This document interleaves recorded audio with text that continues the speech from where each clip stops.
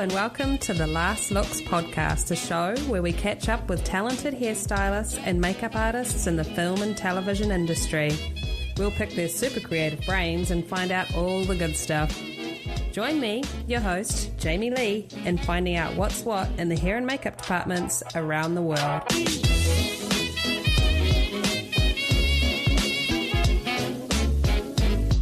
And now, our feature presentation. Today on the Last Looks podcast, I'm speaking with Gino Acevedo.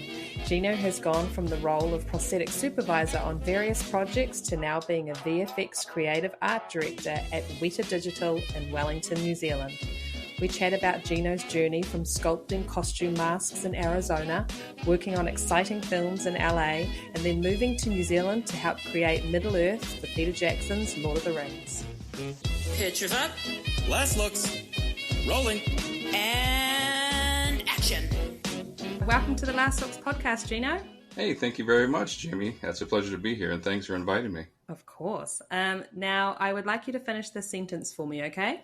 Uh-huh. Once upon a time, there was a kid named Gino, and when he grew up, he wanted to be... I knew that kid.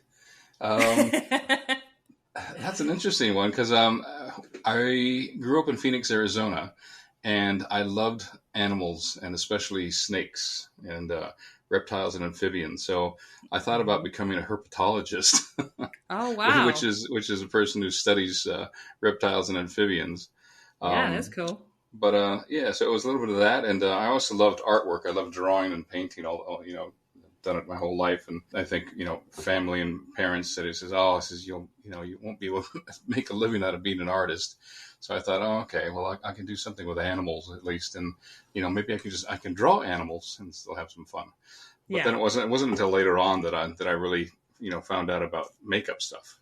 But even though during that whole time I was always into monsters. Always into the monster stuff. And on Saturday mornings in Phoenix, there used to be a TV show called The World Beyond.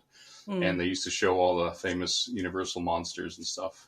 I was always glued to the TV watching that stuff. Of course. I feel like there's a little bit of crossover there with reptiles and monsters.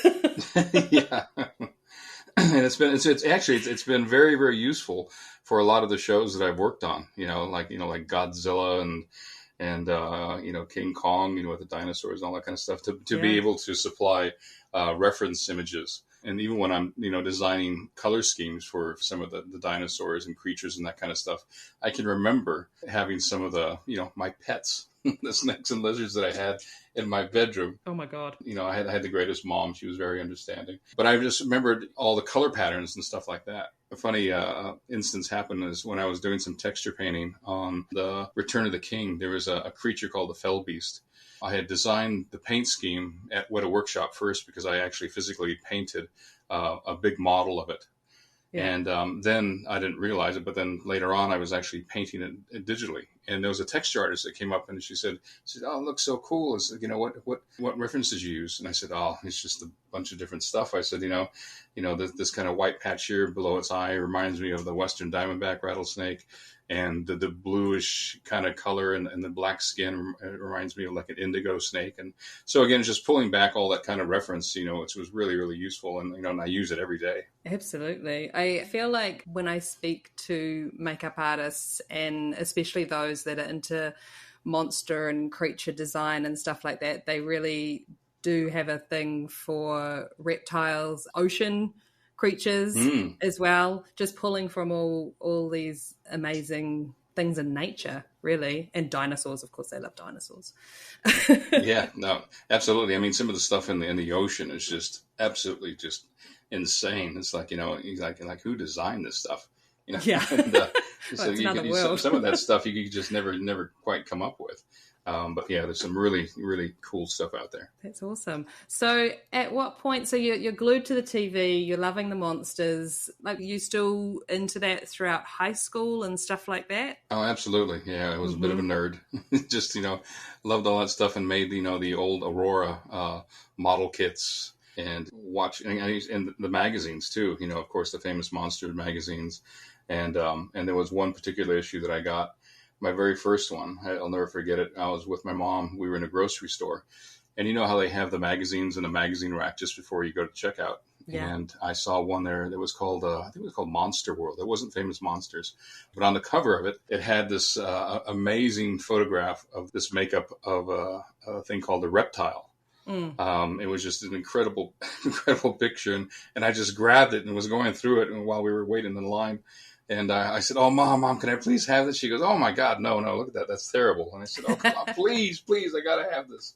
So she finally gave in and let me have it. I just, read it, started reading it on the way home, and then got home, went into my room and just looked at every single page. And what was so cool about those magazines is that they would sometimes show a lot of the behind the scenes stuff. Okay. And, I found that stuff, really, really fascinating. So because of the magazine and showing you the behind the scenes stuff, I guess it instantly kind of gave you the idea that this is something that you can do as a job. It must have planted the seed. And it wasn't until a little bit later that I saw the original Planet of the Apes, which came out in 1964, I believe, which was the year that I was born.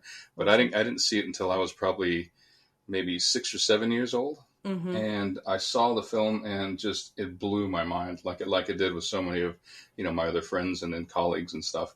But what I was really fascinated with was I saw this documentary on John Chambers, and it showed how the whole process of the face casting and sculpting the appliance and making the appliances and gluing them on, and then the coloration. And that's what really blew me away is like when you put the color on the appliance and onto the skin, and then it all becomes one.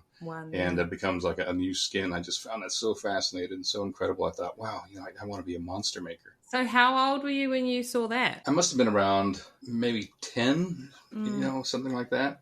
It's pretty cool for that to hold your attention like that. Because, I mean, obviously you were drawn to it because so many other kids would be like, yeah, I don't care about this. Absolutely. And the thing, too, is because I was always so fascinated with apes anyway.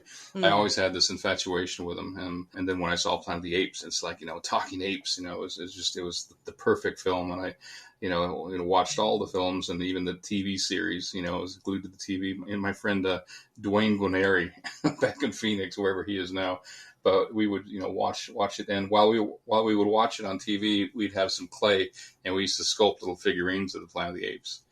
And then came the time that they took it off the air. It's like, oh no. And Dwayne and I, we wrote to the studios. I think it might have been NBC. And anyways, we wrote to the studios and never thinking that, we'd ever hear back. And it was Dwayne's mom that helped us write this thing and send it off.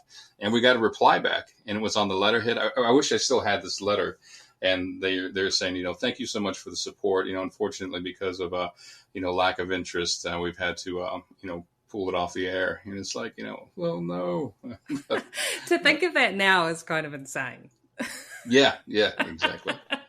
Oh, and I think we even sent them some photos of our sculptures, these little gorilla heads. That's so cool. Hopefully they pass those images on, like those pictures on to the team who actually made the show. I hope so, yeah. There's a couple of really nerdy fans out there in Phoenix, Arizona. I'm sure all over the country. Yeah, absolutely. So how do you figure out that that's the direction you're going to go into for a career? Well, it was my real break was when I graduated from high school and I started going to college. I went to Phoenix College. My 7th and 8th grade science teacher, his name was Francis Reinprecht. We got to be very good friends just because I used to take care of all the animals in the lab there. And, of course, we had snakes, lizards, rats, and rabbits and all that kind of stuff. Yeah. But I was kind of like the caretaker. And I even took care of him even through high school. I think must have been my senior year. Francis said that he just got a student teacher working with him, and her name was Patricia Liff. And he said that Patricia just married this gentleman by the name of Larry Liff. And Larry owned this Halloween company in Phoenix called Imagineering. Now, Imagineering was the company that came up with the old vampire blood and those plastic evil teeth, the vampire teeth. Yeah. That you'd buy in the stores. They also fabricated this makeup thing called the face, which was designed by my friend Barry Coper, which we'll get into later. But Francis had a talk with Patricia, and he said, hey, look, one of my ex-students was really into, the monsters and makeup and loves Halloween and all that kind of stuff. And he's just about to graduate out of high school. And maybe you can set up a meeting to have him meet Larry. And, who knows what will happen. And so, Francis told me to put together a portfolio and stuff. And as I said, I waited a while and then waited probably a year and finally made contact with Larry. And I remember went to go see Larry. I still had my my 3-piece tan graduation suit from high school that I wore. Nice polyester. Mm-hmm. And went to go see Larry, and I showed him my portfolio, which didn't have any makeups or anything like that. It was mostly drawings and, Dungeons and Dragons and all that kind of stuff. Nice. Larry said, he says, "Oh, this is great stuff. It's nice to meet you." I said, buddies, and he says, "I really don't have anything for you at the moment." He says, "Eventually I want to get into making some Halloween masks. Mm-hmm. But I'm not quite ready. It's probably going to be another 6 months or so, so I'm sorry, but I can't offer you anything right now. And the only thing I have is for you to work out on the factory line." And I said, "Oh, really?" And he said, "Yeah, come on, let me give you a tour." So we went through these hallways, and these 2 doors opened up. And I swear to God, I felt like Charlie from Charlie and the Chocolate Factory. It opened up, and all these machines, they were making the vampire blood, and the evil teeth were over here, and the oozing orb, which is this eyeball thing. And it was just like I was in heaven. It was like, this is a place where they make Halloween. Yeah. And it was really, really cool. And Larry said, he says, "I don't think you'd want to work out here. It's pretty monotonous and everything." I said, "Yes, I do." And he said, "Okay, well, if you want to work out here, it's you start early and you finish at around, 3:00. And so I did that. I did that for 6 months. I worked out in the line. So I was even, making some of the vampire blood and the plastic teeth and all sorts of stuff. And then 6 months later, Larry came looking for me, and I was working out on the line. He says, "Well, I see you're still here, so I guess you're pretty dedicated." He said, "So that's good." He said, "Look, I think I'm about ready to start thinking about doing some of the masks like I talked about. So I'm going to pull you off the line and get you set up in this little room in here, and then and let's talk about how to make some masks and stuff." And I think that the question came up is like, "Do you know how to sculpt?" And I said, yeah, of course. And I didn't have a clue. I think the only thing I sculpted were those little Planet of the Ape heads. Thank God at least I did those. But anyways, that's kind of how I got started. And Larry said that he knew of a company in Los Angeles called Vic's Novelty. It was a company that made a lot of like the rubber snakes and things like that for Disneyland. But they also made a lot of latex masks and things. And so Larry had paid Vic Provenzano, who owned the company, paid them like I think $15,000 or something to have me go over there and stay for a few months. And basically they were going to train me the basics of how to set up a production line and how to make the latex masks and stuff. And so it was like, he says, "Wow, this was kind of like my first time away from home for a bit and everything." Mm-hmm. So, and going to the crazy Hollywood area, because he was in North Hollywood. Wow. And it was funny because Vic Provenzano, he looked like, who is that? The guy, he used to do all the gymnastics and everything. And he had like the big curly fuzzy hair. Richard Simmons. Oh, you remember Richard Simmons? He looked like Richard Simmons, and it was really hysterical. Anyways, he took me through the factory there, and showed me all the snakes and stuff. And the place just stunk so bad because it was all hot melt vinyl. Oh. And so I don't know if you've ever smelled that when that's being cooked up, but it's pretty nauseous. And he had all these barrels of all these snakes and stuff. Of course, I thought, "Oh, these are so cool." He says, "Oh, you can take all you want." And I grabbed this big thing, which I thought was a snake, but actually it was a big dildo. And I'm going, "What?" And I threw it back in the thing. I said, "What the hell?" And Vic says, "Oh yeah, that's my other company. It's called my other company's called Better Than Leather. We make adult novelties." And I thought, Larry never told me about that. And, welcome to LA. Exactly. And so I thought, okay. And then all of a sudden I looked around, and as I looked around, I see more and more adult novelties being made. And I remember seeing this long table that had these grinders on it, and they had like a dozen of these Mexican women just grinding the seams off of these big dildos. It was just like, oh my God. So that was my first day at Vic's Novelty. That's amazing. Crazy. So then you went back to Phoenix and handed all that knowledge over and helped him get the masks off the ground, I take it? Yeah, we talked about it, and I think by then Larry kind of realized that he says, "Oh, I think this is going to be more than we can actually handle." And then he found out that there were some other companies down in Mexico that actually manufactured masks and stuff. So we went down there and used one of the existing factories to manufacture our masks. And these are the masks that at the time I hadn't sculpted any yet, but Barry Coper, who was a friend of Larry lifts. And Barry was a makeup artist in Los Angeles. At the time, he was head of makeup at CBS. Oh, nice. And Barry and Larry were friends. And Barry would come to Phoenix once a year to do the makeups for all the new products and stuff for the catalog. Mm-hmm. So I met Barry that way, and he kind of took me under his wing, and we got to be great friends. And he's like my big brother. And the whole ironic thing about this is that Barry was actually taught by John Chambers. I mean, how spooky is that? It was so bizarre. Amazing.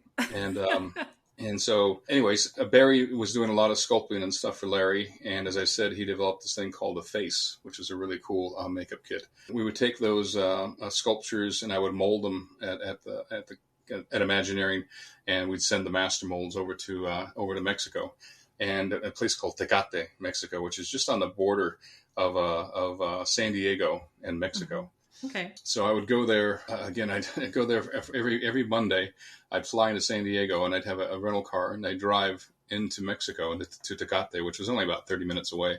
Yeah. And I'd stay there for the week, and help them set up everything, and be kind of like the QC person, and just to make sure the quality was good with all these masks. So it was a really great experience to be able to see all this kind of stuff. Yeah, and it's so cool that he was giving you just that opportunity to kind of oversee things and learn and manage stuff, really. Yeah, it was a huge responsibility. I was scared shitless, but it was great. I mean, I just loved the fact that he trusted me with everything, and he's like my second father. Love him to death, and he's still in Phoenix, and we keep in touch. In fact, this year I made him some vampire fangs, and so sent him some fangs for Halloween. That's so cool. So when you're sculpting these masks, like these designs, and when the first run of them kind of came through and you got to see it and hold it in your hand, how cool was that? Oh, that was incredible. I mean, I still love that. I love to, pour the latex into the molds and everything, and then let it sit for a while, and then to drain it and let it dry. And I still get this like little kid feeling of like when you actually grab it and start to pull it out of the mold, and then you actually get to see your creation. It was just so exciting. It was so much fun. And as I said, that part of the excitement still hasn't worn off. I still love it.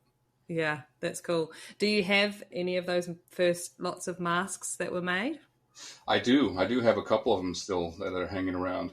And we developed a series called the Character Masks, mm-hmm. which Larry never wanted to get into like the full overhead masks. He said there was a lot of other companies that were doing that kind of stuff. Yeah. He said, but at the same time, it's like, have you ever worn one of those big masks, and try to go to a party? Yeah. They get so hot and so uncomfortable. And, so we designed these things called the Character Mask, which would basically cover most of your face, except it would leave the mouth and the lower jaw open. Nice. And so that way, you can eat, talk, and drink and all that kind of stuff. And it just had a strap, like an elastic strap that went around your head. And of course, the eye holes were really, really nice and big. So they were pretty comfortable, and they were really successful.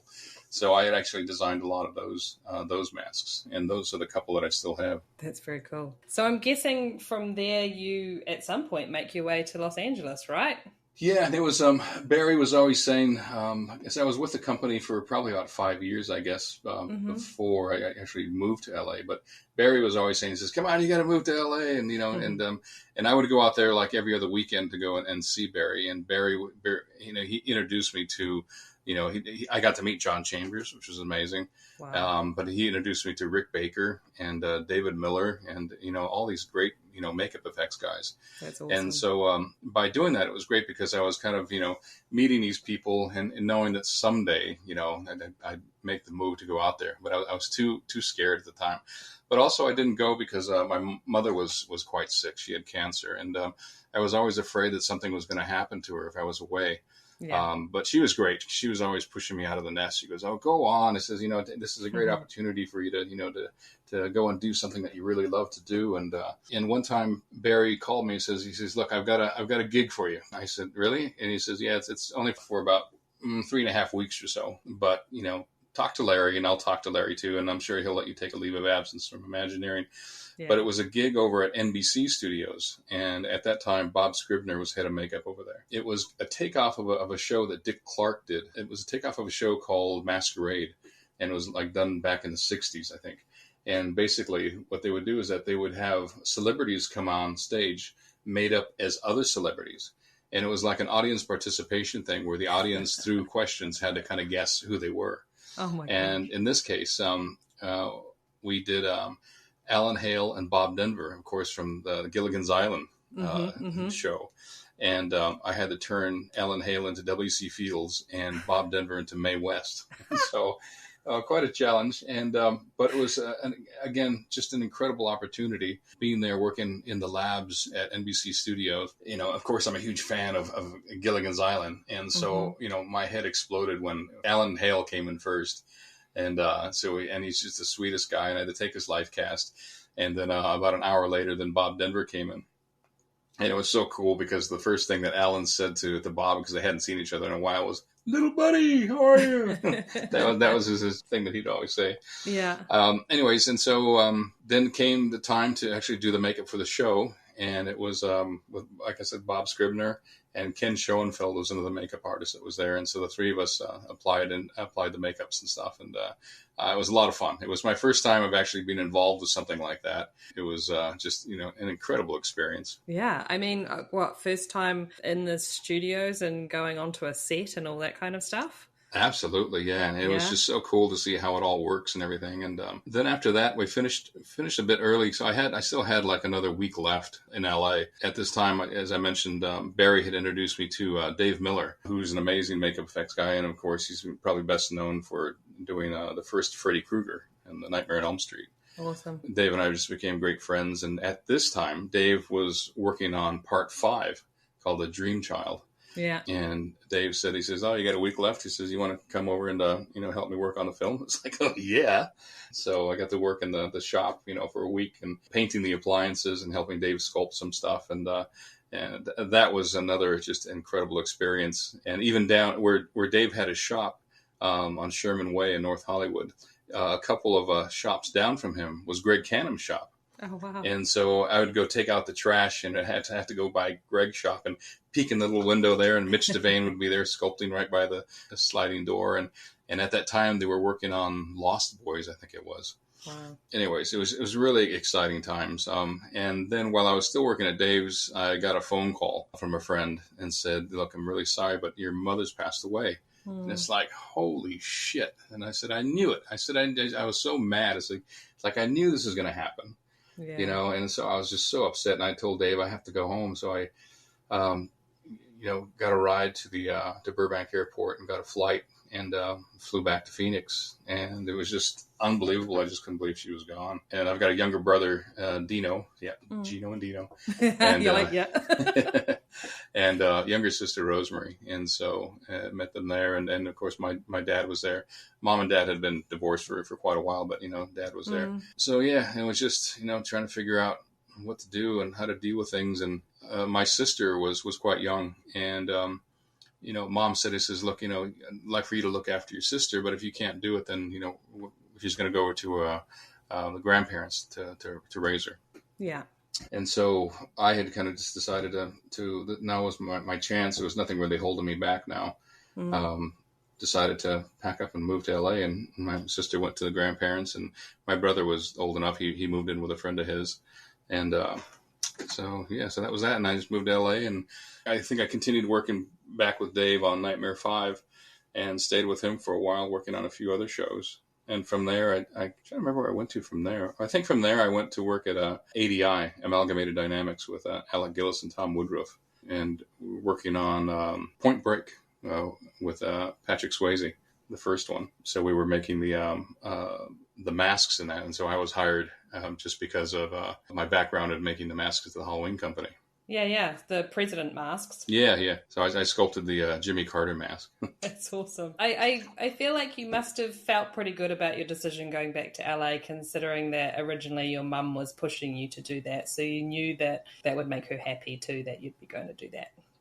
Yeah, it wasn't an easy decision. I mean, I just, of course I was close with my family and stuff, but it just felt like the right thing to do. And also, with Larry at the Halloween company, Larry was kicking me out along for the longest time. He says, Yeah. you need to go. He says, he's like, I don't want you here anymore. Go. Yeah. Like, well, I don't want to go yet. And it's just a little flight away to go home, to visit. Exactly. So Yeah. it's not It all worked out great. And in fact, the thing that sold it was Larry said, he says, look, you can still design stuff for me. Just do it over there and ship it back to me. So I did that for, I did that even when I was out here in New Zealand. So I was doing stuff for Larry for, like 25 years. That's so cool. Yeah. Lucky him. Lucky me. That's awesome. So how long do you stay in LA working? So mainly doing workshop stuff. Were you getting to go on set at all or mainly workshop? I did. Yeah. I'm working with Dave on Nightmare 5. I got to go on set, helped him apply Freddy's makeup a couple times and did some puppeteering. Because in that film we had the little baby Freddy. Who was like this really cool little animatronic puppet. So again, what an incredible experience to go on set and meeting some incredible other makeup artists, because I think the show was so big that Dave wasn't able to take on everything. So it got split up with a couple of other shops. Okay. So how are you learning? You're just learning all this stuff on the job, aren't you? Pretty much, yeah. I learned a lot just from being back at Imagineering, and I had my little lab and just doing a lot of practicing on my own. And the only books that I could get a hold of are, Barry told me about some, the Vincent Kehoe book and Lee Bagan, and I would just do a lot of practicing. Try to practice on myself, but I hated makeup on myself. I'd rather make up somebody. I'm still that way today. Yeah. But I had this great friend, one of my best friends. His name's Greg Ettner. He's a big old redneck in Arizona, but he would do anything for beer. so I said, I love that. And I had the most amazing book, Bizarro, by Tom Savini. And I got that, and it was showing how to make a fake arm and that kind of stuff. And I said, I want to make a fake arm, a chopped off arm. And so I, called Greg. I said, hey, Greg, can you come back to the workshop with me tonight? I said, I want to make a cast of your arm so I can make a fake chopped off arm. He goes, yeah, all right. And so I'm looking at the step-by-step stuff, and, I've got the clay, and I have the arms separated, into two halves, and I pour plaster on the first half. Well, actually, I put Vaseline all over his arm, because it's very important to put Vaseline on the skin to protect the skin, but also so that the hair doesn't stick to it. Yeah. So I did that, poured the plaster on the top, and then we flipped it over, and then I Vaseline the underside of his arm, and pour the plaster on that. And then all of a sudden, steam's coming off it. He says, damn, bro, this is getting pretty hot. I said, oh, that's all right. It's called the heating stage. It's supposed to do this, and then it'll cool down. It'll be fine. He says, oh, it's getting really hot. I said, it'll be fine. And anyways, I put a fan on it, so it kind of cooled down a bit. And then came time to open it up. And so we took off the mold off the underside of his arm first, and it popped off beautifully. And it had all the detail, like fingerprints and everything. I was just blown away. I was so excited. Yeah. And I flipped his arm over to take off the top half and started to pull it off. And he's like, oh, I go, what? It's stuck? No, it's not stuck. He said, no, it's stuck to my hairs. No, it's not, because look, it says right here, I put Vaseline. I put plenty of Vaseline.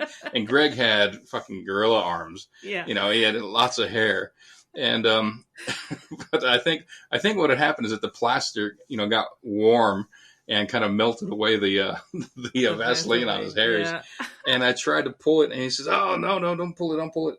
And I tried to lift it up. So what I did is I got a little X-Acto knife, and I was kind of lifting up and just going like, bing, bing, bing, bing, bing, trying to cut these little hairs. He says, oh, just pull it. I says, what? He says, just pull it. And I thought, oh, all right. And so he goes, wait a minute. So he slams down a beer, and then I get ready to pull it, and that sound that Velcro makes? Oh my God! This shh, and then he screams, and it's like, oh. But I looked at it, and on the inside of the mold, it was amazing, great detail. But inside it was like a carpet with hair stuck inside the plaster. But the cool thing was the mold fit back together perfectly. I poured latex into it, then I poured polyfoam into it. And when I demolded it, almost all the hairs came off into the latex. And so it was like I had this hairy arm, which was great. You couldn't punch it that good. Yeah. But that was the last time that Greg ever volunteered to do anything for me. I love it. I love the What is it? Just the persistence of just teaching yourself and wanting to learn and just striving, like pushing yourself to figure out how all this works and, where to get the products from and the tools and the reading the books. And I just love it. It's fantastic. Yeah. And it was like, and unfortunately we didn't have YouTube or anything back then. So it was just all, just kind of trial and error. But one of the things that I did do was when I had gone to that 1 year of college, I took a theatrical makeup course.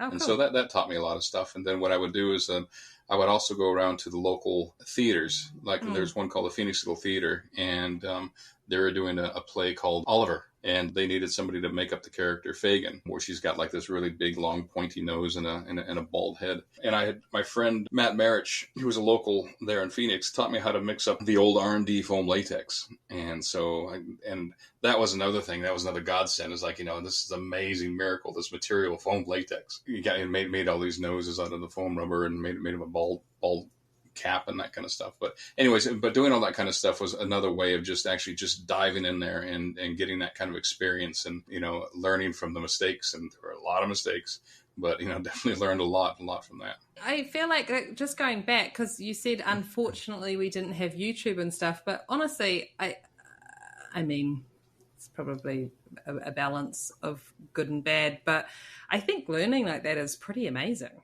Oh, absolutely. Yeah. And I think I could have learned a lot quicker if we had something like that. But it was still so much fun to do.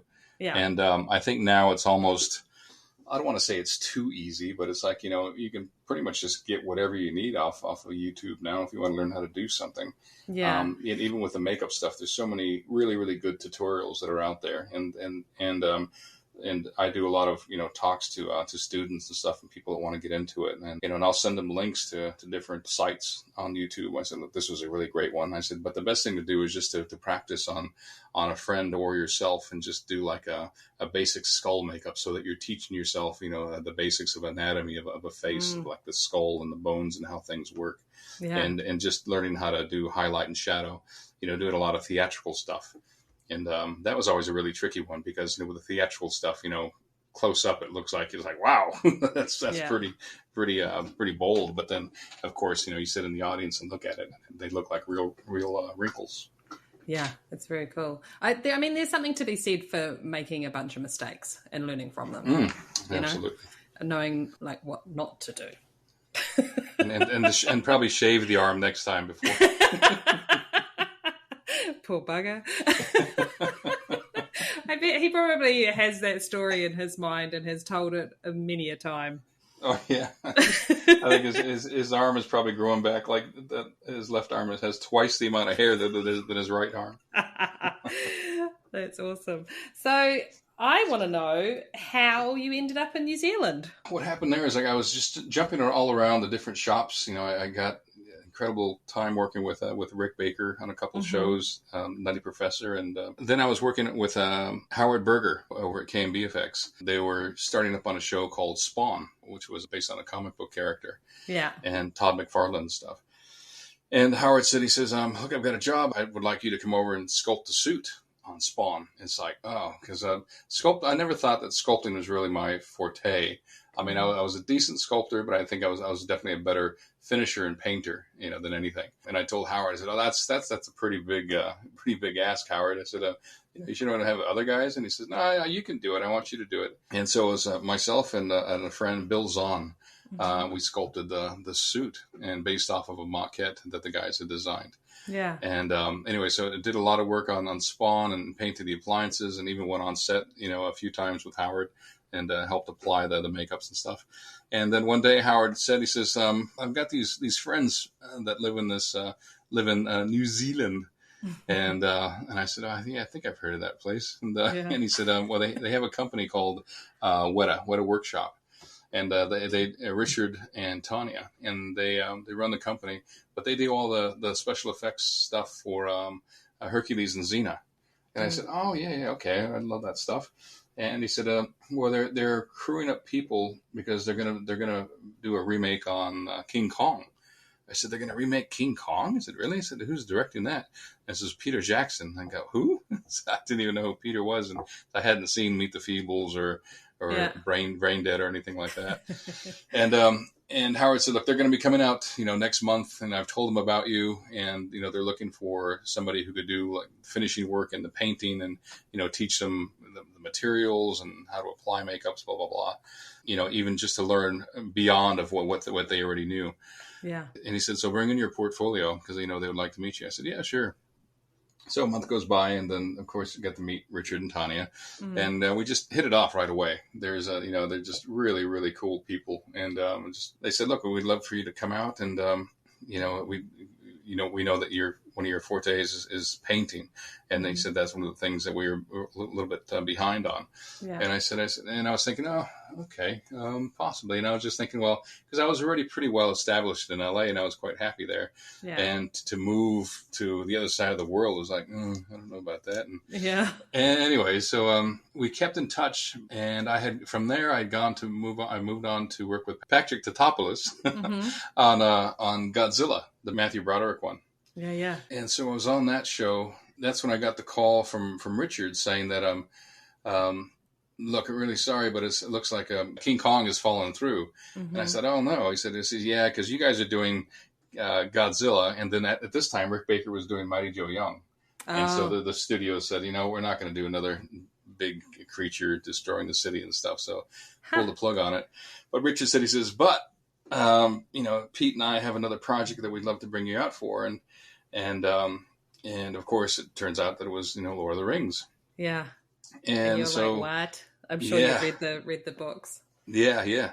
And so it was kind of towards the end of my time at Godzilla, and Richard wanted me to come out just for a few weeks just to have a look around. Then he wanted to see how we worked together and, how I liked it there. And then look at if it didn't work out, it didn't work out. So I took a leave of absence from Patrick's place and went over there. And by this time, they had already been working on doing some designs and concepts and stuff. I'll never forget going into the Weta workshop and asking Richard, so what are you guys actually going to be doing on the film? And he says, well, we're going to be doing the makeup, the prosthetics, the armor and weapons, the miniatures, the digital stuff and everything. I said, oh my God, you guys are doing everything like that? It's like, that's insane. Yeah. Anyways, but then I got to see the designs, and the designs were so cool and they're so fresh and original. And it's just because they're so far away from the LA scene that, they weren't tainted at all. And so for me, it was going to be exciting to actually design the paint schemes for some of these characters and creatures because it's, it was so fresh and neat. And anyway, so I went back to LA. And everybody's going, he says, what was it like? What'd you see? I said, I think it's going to be pretty cool, guys. Of course, I couldn't say anything. Yeah. So I finished up with Patrick, and then I went back again to New Zealand to work with Richard and the team, and was out for, I think, 3 months this time. And by this time, I thought, this is going to be pretty incredible. I could just tell that this was going to be something massive. We were still like another year away from actually going to set because it was such a huge build for everything. Wow. And that's when I kind of decided that, look, I don't really have anything tying me down in LA, really. So, I was renting the place and, and so I decided, I sent out this blank email to everybody saying, I've decided that I'm going to move to New Zealand. And so I got all these replies back. It's like, are you drunk? I said, well, yeah, but I've decided this and I think it's a good idea. So I think this is going to be something really special. Yeah. And went out there. And then I had a couple other friends that came along as well. It was like, well, of course, Tammy Lane came out. Mm-hmm. And then Bill Hunt, who was another great friend, an amazing sculptor and makeup guy, and who did a lot of work over at VFX. Yeah. Bill came out as well. Yeah, so we just started on the Lord of the Rings stuff. And it was my job to, like I was saying, to design the color schemes for some of the creatures and also for some of the prosthetics and doing the test makeups. And then when we finally started filming, I was the one who would apply for a lot of the characters. I'd apply them for the first time, like the noses, like Gandalf's nose and Christopher Lee's nose. I'd put them on for the first time and work out a color system. And then I would train up another makeup artist to pass it on just because I had to move on to something new. Yeah. But it just kind of went on like that. And then that's when I met, Dominique Till and Marjorie Hamlin, who were also prosthetics. We were like the prosthetic supervisors on the film. and Tammy as well. I can't tell you what an incredible time it was, and it was just unbelievable. And it was just almost like I think back on it now, and it's, thank God I've got all these photos around me, because it's like it was almost like it was a dream. Yeah, and it went for, that's 3 films that they're pumping out, so it went for a while. And of course, you were there before starting to shoot, like actually helping to build this Middle Earth that no one had kind of visually seen before. So that's that's your life, isn't it, for quite a good chunk? It was, yeah, absolutely. And it was at that time that during film 2 of The Two Towers, we just finished doing the fake body of the actor Sean Bean, who plays Boromir. And it's actually one of my favorite pieces that we've done. I love painting replicas like human stuff, just because it's the most challenging thing to do. I mean, I love my monsters, but the human stuff is just, it's because everybody knows, we all know what we look like, and there's something off about that puppet, that just that kind of takes you out of the magic. Anyways, finished this puppet, and Joe Lettieri, who runs Weta Digital, happened to be coming through the shop that day, just to having a look around to see what we were up to. And he saw this, saw the puppet, and he said, "Wow, this looks really amazing. It's just, the skin is just really incredible and very translucent." And I said, "Well, part of it is the material that we use, which is a silicone material, which already is translucent." I said, "But I've come up with a technique on painting it. And I painted it all on the surface with an airbrush, and I paint it in such a way that it just adds another layer of depth to it, by the way that I paint the veins and things like that." And he says, "Wow, it really looks like, the veins are deep in the skin." I said, "It's just all in the technique." And Joe said, he says, "Well, that bust that you painted of Gollum," because I had painted this little bust of Gollum that Jamie Beswork had sculpted. And I painted like 3 of these because we were trying to figure out a color for Gollum. And so I painted these 3 silicone busts, and PJ finally picked out one of them. And anyways, that got sent over to Weta Digital. And at that time, Weta Digital was like this magical place that, we didn't really understand really what they did over there. We would just, paint these big maquettes and things like that and send them over, and they would get scanned, and, then the next time we saw them would be on the film. Wow. And anyways, so Joe said, "Well, that bust that you did," I said, the texture artists are really having a hard time trying to create what you've painted in there. And, and just looking at this, and after you kind of explaining to me your technique and stuff, I said, "How would you like to learn some texture painting?" And I just, I remember, saying, I said, "Well, does that involve a computer?" He goes, "Yeah." And I said, "No, no, thank you." Yeah. And he says, "Oh, come on, give it a try." I said, "Joe, seriously." I said, "I struggle with my email." Yeah. And to work on something so technical as that. He says, "Look, you don't even have to come to us. We'll come set up a computer in your office." And at this time, which it still is now, it's like Weta Workshop and Weta Digital are literally back-to-back buildings, at least one of the buildings anyway. And so and I kind of reluctantly said, I don't know. And it was actually Richard Taylor that said, he says, "Oh, come on, mate, try it." And it's like, "Oh, all right." Pushed you over the edge. Yeah. And so they set up a computer, and Joe said, "Look, we're going to have a texture artist come over and show you the basics of stuff. And, maybe it could be kind of fun. It's like, maybe what you could do is a bit of a trade-off is that you could show Sergey how you actually physically airbrush and paint." Right. And it's like, oh, okay. Yeah. So we did that, and they got me set up. And so it was really difficult at first of learning how to paint on the computer, because I was using a Wacom tablet. And, I'm used to painting and putting the brush or the airbrush exactly where I'm going to be doing it. But in this case, it's like, working on the Wacom tablet and looking at the screen, of getting that hand-eye coordination, took me a while. But after a while, I just had this digital model of Gollum's head, and I just pretended that it was, a silicone head, and I just painted it with my usual techniques of all the different modeling and the layers of veins and the blotches, the moles, the freckles, and all that kind of stuff. And then from what I understood is that once I finished painting it, it went off to another department called the shaders. Yeah. And the shaders are the guys that actually make the skin look even more translucent or dry or things like that. Wow. So that's how it all kind of started. And I found it all really quite fascinating. And it was about that time, too, that, Jurassic Park had already come out and everybody was kind of, shitting themselves. It's like, oh, shit. It's like, there goes our jobs. Now, they're just going to push D for dinosaur and they're going to get a digital dinosaur, which obviously there's a lot more that goes into it than that. Yeah. But everybody was really getting nervous about that with the computers kind of taking over some of this stuff. And so, to be honest, I kind of saw the writing on the wall as well. And I thought, well, this is a good opportunity. So I think maybe I better jump on this bandwagon and give it a go for a bit.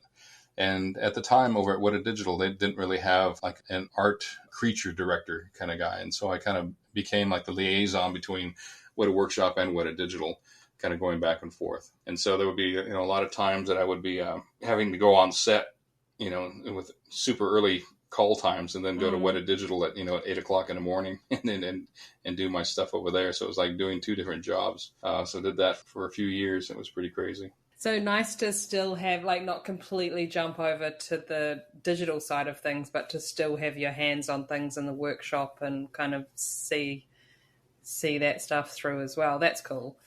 It was, yeah. That was really, really cool to be able to do that. And it's like, and to be honest, I do miss the hands-on stuff, and still get involved, from time to time, doing some stuff. But it's definitely a lot of fun. Yeah. So what do you do now? So now I work in the art department, and we've got a really small art department here in New Zealand, but it's actually spread out where we've got a lot of other artists that actually can work remotely all over the world, doing concept design. So. Wow. One of the jobs that I do is my title is creative art director. So doing some concept design, but also doing work on shows that we're working on at the moment, where they'll get a render of a character, and it'll need some a bit of a paint over work on it, to try to change the color, or if they want to add more liver spots to it or something like that.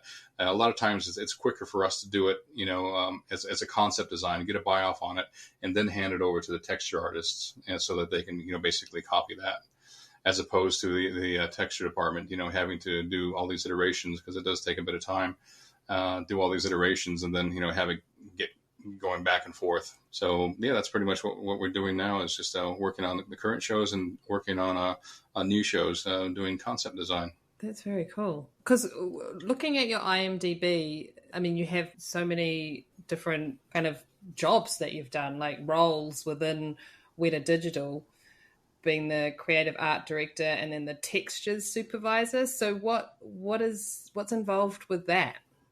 So the textures department, I looked after the textures department for about 7 years, I think it was. Mm-hmm. And basically what the textures department does is textures is basically adding color and displacement to a character or a model or something. For instance, like with Gollum, I'll use that as another example. So paint him, get all the skin textures and everything. And for the displacements, what I mean by that is displacements are to get the pores. And what they'll do is that they'll paint up a black and white map with all the different gradations of gray, and basically, like if anything's dark, it's going to be like a pore. It's going to be going into the skin, and anything that's light or white is going to be it'll be positive, like a mole or something. Yeah. And so they'll get all that stuff, and it all lines up to the color maps. And then there's all sorts of other maps, to have like wetness. Like if you want to have a bit more wetness on the lips, you'll paint a separate mask for that. And so basically that was our job in textures. And it's not just with characters and creatures and stuff, but also just inanimate objects. It could be everything from to a tabletop, to get the wood grain, to a glass, and all sorts of things. The film we did, Tintin, was a major textures job, just because everything in the film was CG. Wow. So many of the other shows that we do, it's a mixture of CG and live action. Yeah. But in this case, it was all CG. I think the smallest thing we did was like a map pin that had to be textured. And then the biggest thing we did, I think, was like the Caribou Jean, the big ship. Yeah. But it was great. And of course we did, Avatar, the first Avatar. That was just a massive job. And at one time, I think the most we had was about a little over 50 texture artists. Wow. All working on different characters. And I mean, that's like you're creating a completely different world as well. So that's just I don't know, are you copying textures that exist already? Are you coming up with your own, like for a fantasy world like that? Well, a lot of the stuff, Jim Cameron already had his art department back in Los Angeles, where they had been working on it for a really long time and had come up with a lot of the concepts for a lot of the characters and creatures, and including a lot of the color designs and things like that. But a lot of times it's like, we'll get a design, but once it gets textured and something doesn't quite look right, then it has to kind of be massaged a bit, and changed a bit to actually to where it looks, realistic. A lot of the stuff was, taken from real life stuff. Again, going back to using snakes and lizards and amphibians as reference. Definitely a lot of that stuff was done for Avatar, as well as a lot of the foliage and the plant life and stuff. Yeah. What would you say is one of the more difficult textures to do? I think anytime you do a human likeness is just really, really a tough thing to do. Again, it's because of it's like, if you're walking down the street and you see somebody with some sort of unfortunate abnormality on their skin or their face, your eye just kind of goes to it and you see it, or at least I do. But yeah. So doing that kind of stuff was really challenging, but that's one of the things that Weta is really known for and is so good at. They have an incredible team across the board, from the modelers to the shaders to the animation guys, and the people that rig the characters so that they can move properly and then show off the muscles and things. Yeah, so I would probably say just definitely a human character is probably going to be one of the most challenging things that I think is. Yeah, I think that kind of crosses over into makeup too, doesn't it? Like doing Absolutely, aging, yeah. like realism stuff is always a little more challenging. The subtleties of the human face. Absolutely, yeah. And one of the great things now is, like, with the materials, since the materials have changed and silicone has come into our lives for the silicone appliances, that has just helped out such a huge amount. But yet it's pretty amazing to go back and look at some of the incredible makeups that Dick Smith did, for like Amadeus on F. Murray Abraham. Yeah, that's one of my favorite makeups that he's done. It was just so damn good, and it's all foam rubber. Yeah. Like what? It's just really incredible. Yeah. That's very cool. Now, I'm not sure. This is just a question that I've always, I think, thought about myself, and I can't believe I haven't asked somebody who kind of works in your area or realm before.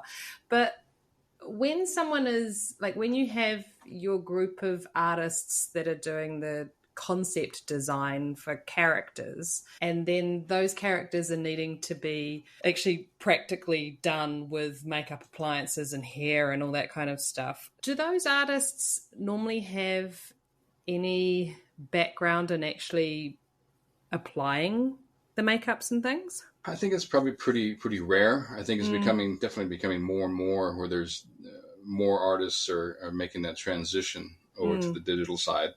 And I think it definitely something that helps a great deal, if you have that kind of knowledge of being able to design something. Because so many times, we'll get a design from somebody which looks great, and the director is bought off on it. But then it's like, he's not going to be able to lift his arms because he's got these big horns sticking out of his shoulders and stuff. If he lifts his arms, he's going to poke himself in the side of the head. Yeah, the logistics and exactly. But then they say, well, this is what the director bought off on. I said, well, tell him that the creature's not going to be able to lift his arms in, So that's where we have to do a bit of massaging, and then we'll have to kind of, move those horns a bit just so that he is able to do something like that. Yeah. But yeah, as I said, I think there's definitely more and more artists that are making that transition to, doing a lot more digital stuff. And, one of the greatest tools that has come out over the past, it's probably been maybe even 10 years now, but Zbrush. Just an incredible tool, and you just do so much with it. And there's shops out there now that are doing ZBrush sculptures and actually making appliances, and they're able to actually make the molds and have them 3D printed. So it's a whole new way of thinking, and it's just a whole new process, which is really incredible. So what are the steps from that? So you're doing a scan? No, you're not even. No, what's the first step in that line of? Well, I think from what I've seen, it's like, first you start off with a scan of the actor, and then from going off of a design, in ZBrush, then in ZBrush you go in and actually sculpt the appliances, whether it's going to be a nose or something. Wow. And then from that they're able to take that nose and turn it into a negative. And Right. I actually haven't seen the whole process done, but I've Yeah. heard about it from people. But it just makes sense that it's done this way and then turned into a negative, and it's actually able to 3D print it. Wow. So do you think eventually like the hands-on sculpting is going to be something that just slowly disappears, like having your hands in clay? I hope not, and no, I don't think so. I think it's there's still something really tangible about the clay, and that you can definitely get that you can't get with ZBrush. Yeah. And vice versa. There's some things that you can get that are pretty amazing with ZBrush you can't really do with clay. But especially when it comes to the 3D printing stuff, because you can print stuff that has all these undercuts and all sorts of different things like that, it would be a real nightmare if you were to have that sculpted and then to mold it. It would be just a logistical nightmare. I guess it's so cool they would be able to see that, like if you're doing a full body thing, to actually see that sculpt all together instead of bits and pieces all over the table. Absolutely, yeah. Well, it's just like, back in the old days where you would sculpt the whole thing together so you see it together, and then cut it up, so you do it in overlapping pieces. Oh, that's cool. And I just have to, my reasoning for asking about the creature design, concept designers had experience with actually doing the practical side is because the few times I have been handed a concept design and just gone, what? Nobody has that much hair growing out of their head. How am I supposed to create? Okay, this is all right. Yeah. But I mean, you work it out and you find, a happy place to be able to make it look real, but also still have that design in there. So it's just, I always would just look at the picture and be like, does this person have any idea of what hair can do? Yeah, or what it can't do? Exactly. Yeah. So it's always interesting to know the other side of what somebody else is doing. So many jobs that you have done, and also so many roles within this industry. What would have to be a couple of the more memorable jobs? Boy, it's probably, working with Alec and Tom over at ADI was a really memorable time. And working with Yuri Everson. Yuri and I were the shop supervisors there. Nice. Which was great. I mean, we did the incredible shows. Like as I said, we did the one with Patrick Swayze, and then we did. Oh, then I was asked if I'd be interested in going over to London to go work on Alien 3. It's like, what? Serious? And I said, "Oh yeah, that'd be amazing." So they were only allowed to take over 1, 2, 3, 4, 5. I think six of us, Americans, and then the rest of the crew had to be hired over there in London. So we went over there, and everything had to be built over there because we were shooting at Pinewood Studios. And at the time, the film was going to be directed by a Kiwi director. But by the time we got over there, things didn't work out, and so that's when they got David Fincher to direct Alien 3. David was just, great to work with, and he was just this young kid, and at the time, his claim to fame stuff was, directing the Madonna videos, the Vogue video and stuff like that. But he just had an incredible vision, and it was just a shame that he wasn't left more alone by the studios to just let him do what he wanted to do. And so I think that the film suffered from that. Yeah. So we did Alien 3. We came back from that and then worked on Death Becomes Her. Cool. With Meryl Streep and Goldie Hawn and Bruce Willis. And some crazy shit happens in that. That's fun. Oh, yeah. Talking about materials and how materials change over time. This is when we started playing around with the silicone material for making the puppets. Nice. We had this material called 1068, which we were getting from Silicones Incorporated. It was very cool, very translucent, and by itself, it wasn't totally water clear. It was kind of a little bit milky, but you can add pigments to it, obviously, to tint it to like a flesh tone or something. But one of the problems with silicone is nothing sticks to silicone except silicone. Yeah. And so trying to get paint to stick to it was a real problem. And I think that's the problem that a lot of people had with it. But I was playing around with it one time because I love painting with acrylics and airbrushing with acrylics just because I also thin them down with water and then with isopropyl alcohol. Yeah. And to get all sorts of different effects. So I started playing around with it, airbrushing a piece of silicone with it. And of course, it wouldn't stick to it. But then I found that they had a silicone adhesive, a sealant, And so I got the silicone adhesive, and I thinned it down with a really nasty material called methylene chloride, and thinned it down to like the viscosity of milk, a little bit thinner than milk. And I actually sprayed it through a big gun and sprayed it on top of my paint job. And what would happen is that the methylene chloride was so aggressive that basically it would eat through my paint and take the adhesive with it and bond itself to the silicone underneath there. So it kind of sandwiched my paint job in there, and it worked incredibly well, and you could rub it and it wouldn't rub off. And anyway, so that's when we used for the puppets of Meryl Streep, because originally we were going to use foam rubber, but it's like, again, it just wasn't going to look very realistic just because of the lack of translucency. Yeah. So we did these really incredible animatronic puppets of Meryl and Goldie Hawn using this new technique, which was just really incredible. And it looked so real. And in fact, it was just on TV out here not long ago, and I was watching that and said, I remember that. It was so much fun. You remember it all right. It sounds like a challenge. Yeah. So once you've sprayed that on, could you then add more color to adjust if you needed to, and it would actually stick to that? Or you could actually, do that, and then but you'd have to sandwich it in once again. Okay. And it even took makeup quite well as well, because for the puppet we were working with Meryl's makeup artist. His name is Roy Helland. I would love to speak to Roy actually on this podcast. Oh yeah, nice. And Roy helped us out when I was painting it, because I'm terrible at beauty makeup. So Roy would come to help me do some of the eyeshadow and the lipstick stuff. But he was actually able to use the real lipstick on the silicone, which worked out really well. So it was like the perfect color, and it matched to Meryl. And that's awesome. So it was pretty fun. And then after that, another show, a great one we did at ADI after that was Wolf with Jack Nicholson. Oh, cool. And Mike Nichols directed that. Mm-hmm. And again, we used the silicone materials to make this really cool puppet head of Jack and James Spader. Wow. And which were just, again, probably some of my favorite things that we've done over at ADI. Yeah, so it's hard to answer the questions like, what was your favorite film that you've done? Because I've been like so asking lucky. What your favorite band is. Like what? Yeah. What kind of question is that? Bee Gees. What do you mean? Is there something else? No.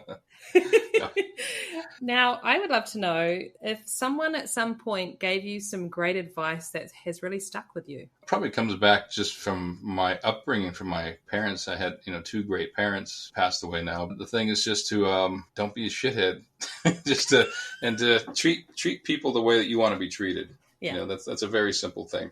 Yeah. And even though you may try that, it doesn't always work, but it's, 90% of the time it's good. And I think it's just a good thing just to treat people with respect, and just try to be happy. There's so much anger in the world, and even sometimes working on a set, there's, working with artists, can be challenging from time to time, because there's a lot of animosity, and there's, jealousy and all that kind of stuff, which is just terrible. But I think that's probably the one thing is just to, treat people with respect and just treat them the way that you want to be treated. Yeah. Have a great personality. Yeah. I think personality gets you a long way in this world. It's true. I think that's good advice for both personal life and professional. So your parents did a good job there. Yeah. And what advice would you give to somebody trying to get into the line of work that you're in now? I tell a lot of students, I do talks to the schools and stuff, and I say, that everybody wants to get a computer and an iPad and all that kind of stuff. And I said, look, not everybody in here can afford a computer or an iPad and that kind of stuff. But look, everybody in here can afford a pencil and a piece of paper. I said, going back to the old traditional roots of just drawing. And sketching. I think it's really important to be able to do that kind of stuff. And of course, with programs like, if you have the access to work with Photoshop and that kind of stuff, that's just going to be a huge benefit that's really going to help you for the future. It's like, I use Photoshop on a daily basis now. But the great thing is just to go back and to be able to do the old traditional stuff of sketching something, and then you can scan it and then maybe take it into Photoshop and do some coloration in there. So you're using the Photoshop as an advancement, as another tool. Yeah, and which is a very, very powerful tool to know and to use, and just keep at it. Absolutely, and just keep practicing. It's like I always tell the kids, it's like keep practicing. It's like I promise you'll never get too good. Yeah. How boring if you did. Yeah, exactly. Yeah, and it's like I'm always striving to to practice and to learn something new and to try something new and different. And the other thing is just to go outside of your comfort zone. Every now and then, I think is really important. It's easy enough just to kind of stay cuddle up in your little cave and, not try something new, but it's every now and then you just got to really bite the bullet and try something different. Yeah, just jump, do it. Yeah.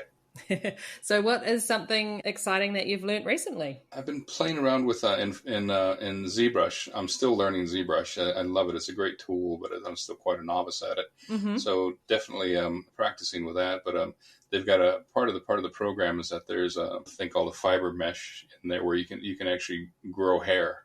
Oh, wow. And learn to kind of style it and that kind of stuff. So that's pretty cool. It's quite a tricky one to do because you think once you're playing with it and start to kind of style it a little bit, you said, oh, that looks pretty cool. Then you get it in the render. It's like, what? That doesn't look anything like what it was supposed to look like. But it's just a matter of continue doing it and keep playing with it. And if you ask somebody how to use that program, you'll get 100 different ways to do it. Yeah. And by practicing, and this just goes for everything, just by practicing, you'll learn your own little shortcuts and your own little techniques, And so I'd say that's probably one of the more recent things that I've learned. This is so funny, Gino, talking about how you couldn't even figure your email out to I Photoshop on a daily basis and I'm learning ZBrush. It's just like, oh, okay. I'm not saying that it doesn't come with the technical challenges. No, and I mean, it didn't happen overnight either. So, no. But those changes can be made. But it's funny because it's like I'm always calling the IT guys at work, and I joke about it, but I swear there's probably like a red button up there that says Gino, and then they'll toss coins like, no, you get this one. That's awesome. Well, I'm glad to know that that you're still, coming up against some challenges. Oh, yeah. But I've stumped them a few times, and I go, boy, we haven't seen that one before. I said, exactly. Of course not, because it's me. So I'm technically challenged, and these things happen to me. Well, you're doing well considering, right? Yeah, thank you. So tell me, what kind of project have you not worked on that you would like to? Way back, I would have loved to have worked on Jurassic Park. Mm-hmm. I thought that would have been a cool one. But I was busy working on the other shows and stuff, and would have loved to have worked over at Stan Winston's. I had a lot of friends over there, and but never had a chance to work there. I got to meet Stan a couple times, and in fact, Stan came over to the ADI shop because Alec and Tom used to. We used to work there at Stan's. And so Stan came in, and Stan, being the funny guy that he is, he came up to Yuri and I, and he says, you happy here? Yeah. He says, come work at my place. I'll pay you twice what they're paying you. It's like, and Alec and Tom are just going like, yeah, thanks, Stan. Yeah. But, that's awesome. Now, going back to just earlier, you mentioned, I think it was when Jurassic Park came out, and people were just like, you'd push D for dinosaur and that would pop out. So I guess in the makeup world as well, just the makeup effects artists have had fears, I guess, of being completely replaced by CGI. I'm sure people have kind of moved away from that fear a bit more now, just, finding our practical footing in a digital era. But what are your thoughts on that? Do you think it's ever going to completely be replaced? I don't think so. I think what happened, back in the days of after Jurassic Park is that, the CG stuff was the flavor of the month. And so all the films that were coming out, they had so much CG and so much bad CG in it. It's like, oh. The stuff that always looked good was obviously, because the show had a budget, a decent budget to be able to spend the money on it. And just, great people doing the digital stuff, speak out to what the guys at Weta Digital, doing really incredible stuff. But as far as being replaced, I think what's happening now is that it seems like there's like a resurgence happening now of practical effects coming back into the film industry. And I think it's because there's a lot of directors that love to see stuff in camera. They want to see the puppet, they want to see the makeup. And the cool thing is like, even if you have a puppet, there's limitations that puppet can do. And there's also limitations that a CG thing can do as well. But, if you have something in camera, you can always add digital, on top of it.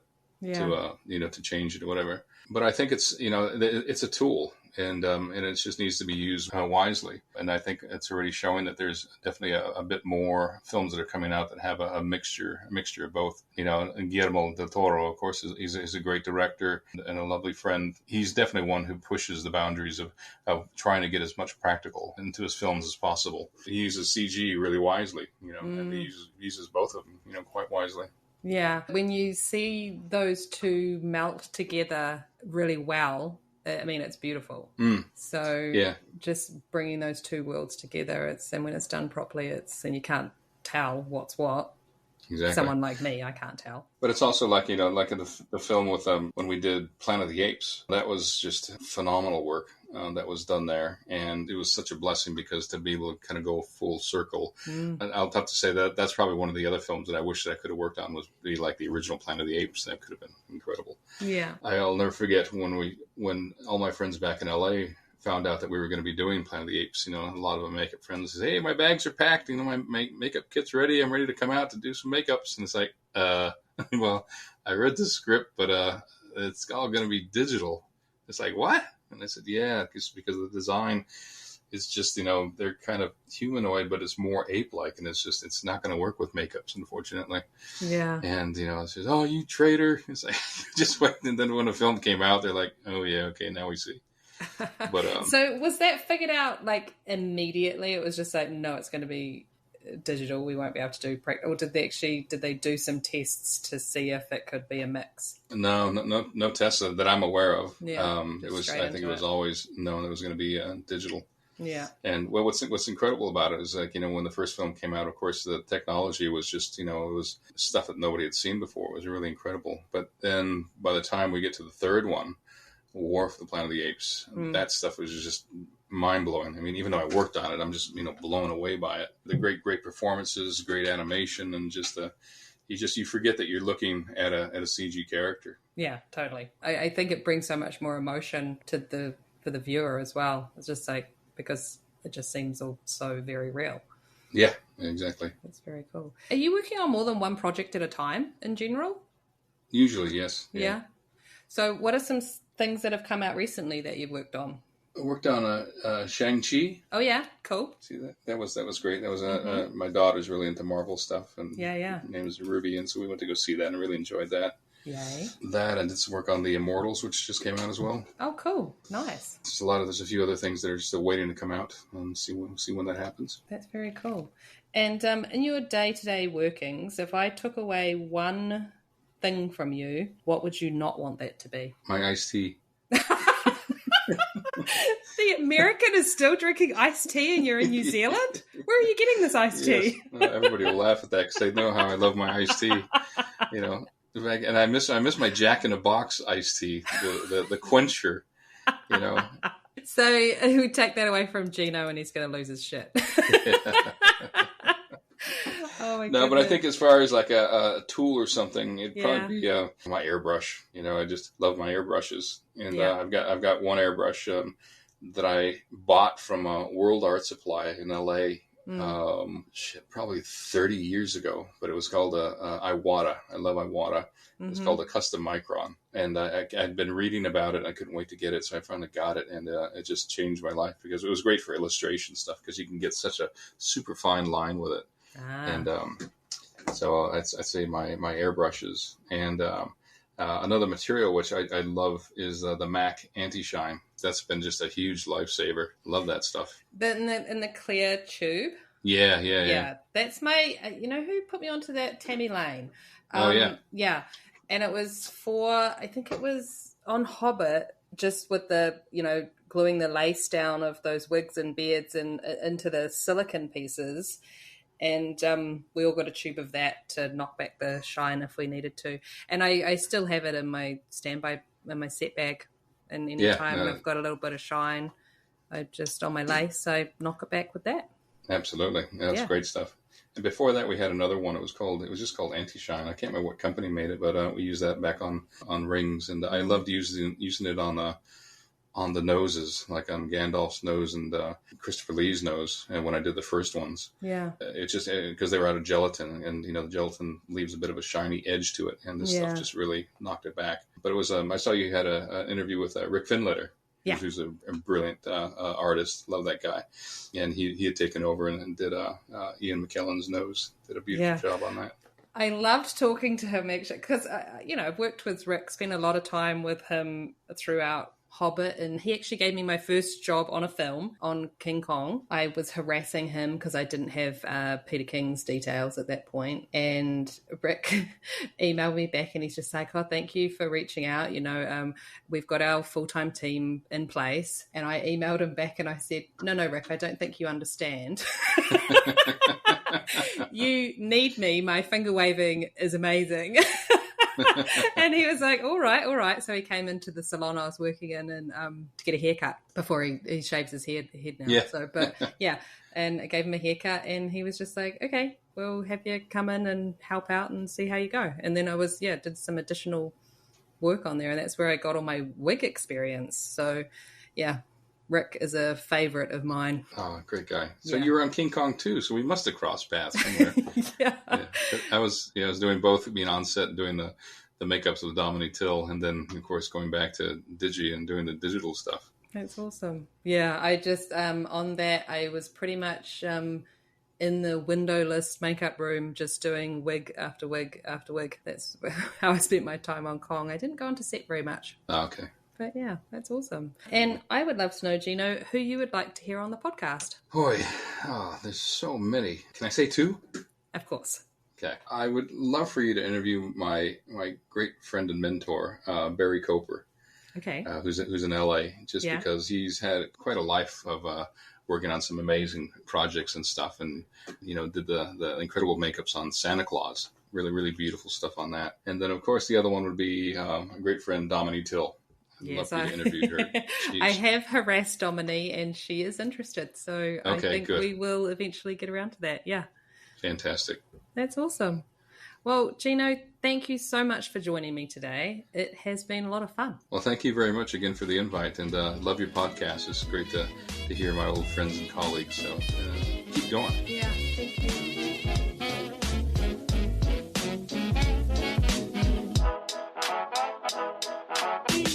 For links to see more about our guests, go to our Instagram at The Last Looks Podcast or our website, thelastlookspodcast.com.